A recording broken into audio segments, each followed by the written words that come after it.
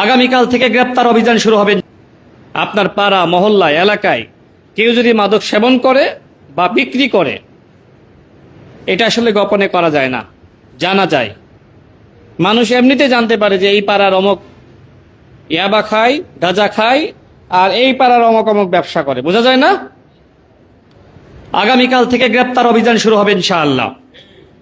যারা মাদক সেবন করে, যারা মাদক বেচা কিনা করে, হয় এলাকায় থাকতে হলে এই মাদক সেবন এবং মাদক বিক্রি বন্ধ করতে হবে, অন্যথায় এই কালীগঞ্জ ছেড়ে বিদায় নিতে হবে। দুটার একটা। এখানে থাকলে নিশ্চিত অ্যারেস্ট হবেন, কেউ আপনাদের রক্ষা করতে পারবে না। মাদকের ব্যাপারে এটা আমার বক্তব্য। দ্বিতীয়ত, সামাজিক সম্প্রীতি ধরে রাখতে হবে। মারামারি, রাহাজানি, রক্তারক্তি, মাস্তানি, চাঁদাবাজি, দুর্নীতি, এগুলো ভালো কাজ?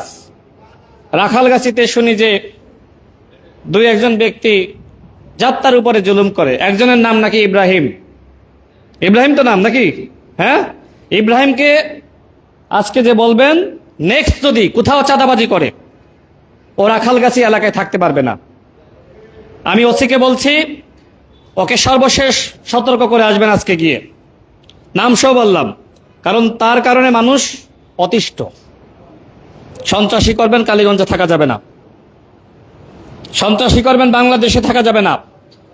এটা তারেক রহমানের সরকার, শেখ হাসিনার সরকার না, যে এইখানে সন্ত্রাসীর জন্ম হবে।